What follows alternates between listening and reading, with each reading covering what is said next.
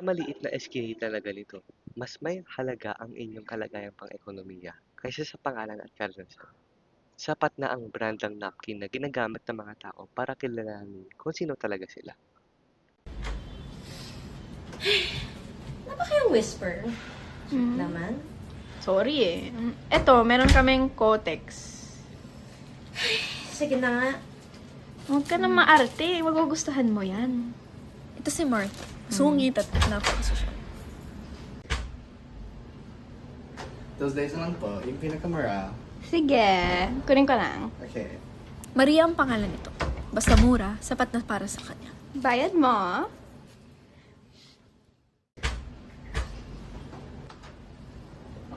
Modest ho, yung hindi ako pasosyal, yung maaasahan lang.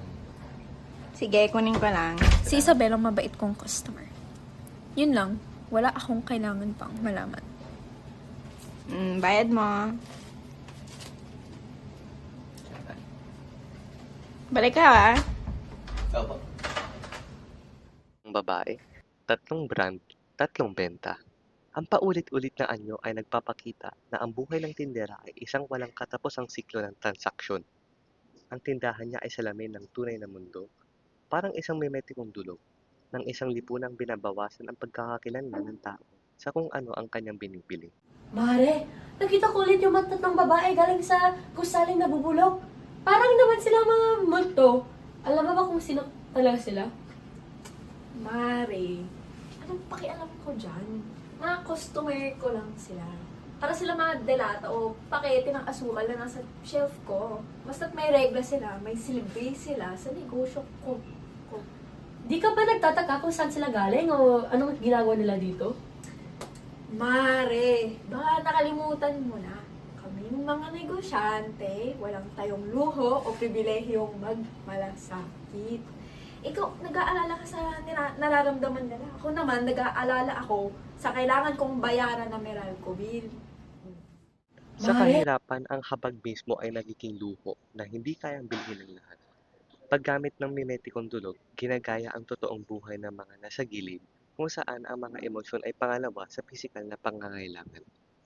Ito ay isang universal na katotohanan ng isang sistemang pinatatakbo ng pera.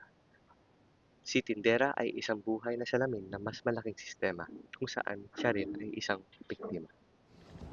Grabe ha, parang wala na talaga bumibili ng pads ko.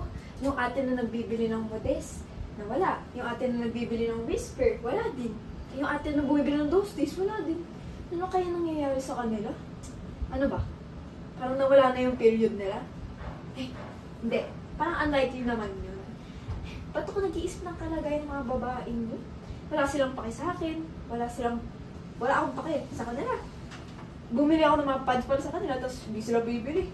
Selfish nila ako. Ayun. May mga tao na magagalit kay tindera dahil hindi niya kinukumusta ang tatlong babae. Ngunit, ano nga ba ang kaya niyang gawin sa estado niya? Ginagamit ni tindera ang structuralistikong pananaw kasi kinikilala niya ang mga estrukturang panlipunan na naglilimita sa pagpipilian niya, ang realidad ng kanyang mundo. Naniniwala siya na hindi ito mababago dahil hindi siya makakatakas sa kahirapan.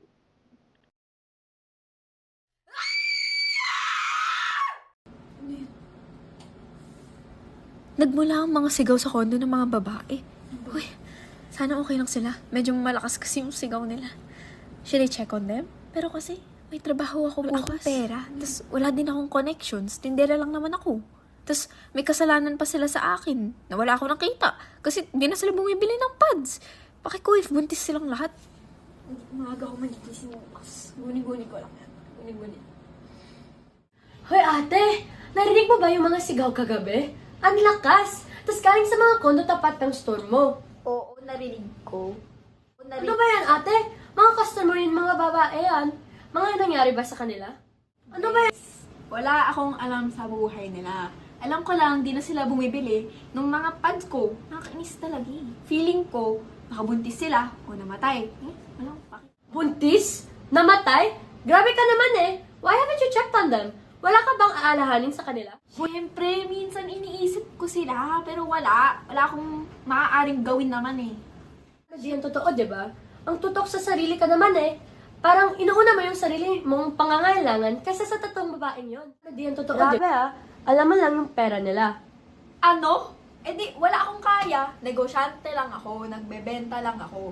Di mataas yung sweldo ko, no? Alagan ko pa sila. Kahit gusto ko, nalilimitahan ako. Wala akong pera, wala akong pamilya. Anong maibibigay ko sa kanila? Gets ko naman ang pananaw mo. Selfish talaga ako. Mahirap alagaan ng iba. Kapag mababa ang socio-economic status mo kasi, eh. Isang post-strukturalistikong dulog ang pag-aaway ng tindera at ng kanyang kaibigan. Sinubukan niyang buuin muli ang pananaw ni tindera sa kanyang kalagayang pang-ekonomiya. Sinisikap niya na kumbinsihin si tindera na may mga pagpipilian pa siya at may kapangyarihan ang kanyang mga ginagawa. Dapat panagutan ang desisyon niya at labanan ang likas ng kaayusan sa lipunan. Ano ba yan? Ilang buwan na? Walang bumibili. Sayang naman.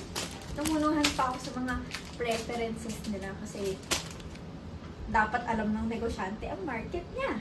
Pero ito nga, gabundok na lamang ng napkin. Para sa kanila, ito ay mga napkin lamang. Ngunit sa akin, sila ang aking upa sa susunod na buwan. Ang mga napkin ay hindi basta-basta produkto. Dito makikita ang formalistikong pananaw. Dahil ang kanilang presensya sa shelf na hindi binibili ay ang formal na paraan para ipahayag ang pagkawala ng tatlong babae. Ilang buwan mo na yung tinitingnan, Mare. Hindi lang tungkol sa pera eh. Mga suki mo silang tatlo, pero bigla na lang hindi nila dumadalaw dito. Di ba nagtataka kung ano nangyari sa kanila? Tao rin sila, Mare. Tao? Anong klaseng tao mag-iiwanan ng kanilang regular na store out of nowhere? Sa sitwasyon ko, kailangan kong tignan ng mga tao bilang kalakal. Kung di makikita ko ang kahirapan nila. At sa wakas, gusto ko silang tutulungin. Pero di ko kayang konsensya sa budget ng sari-sari store. Pero pwede mo naman silang suriin kung nung gawin ng mga sigaw. Tapos, alam mo naman eh, mahirap ang pakikialam sa buhay ng mga may buhay. Hindi mo ba naisip na kaya mong magbago? Siguro kung magkasama tayo mag-usap sa kanila. Baka. Pero, mahirap talagang magkaroon ng gawi sa mga panahong ito. Sa ngayon, kailangan ko na silang kalimutan hanggang sa magbago ang sistema. Ang tanging ahensya ko ay pagtitinda at pamimili sa paninda. Makikita na ang kanyang pagkabigo ay hindi lamang sarili niyang kwento, pero isa siyang refleksyon ng katotohanan ng milyon-milyon na mahihirap na nasa parehong sitwasyon. Gustong kumilos, ngunit nababataan ng sistema.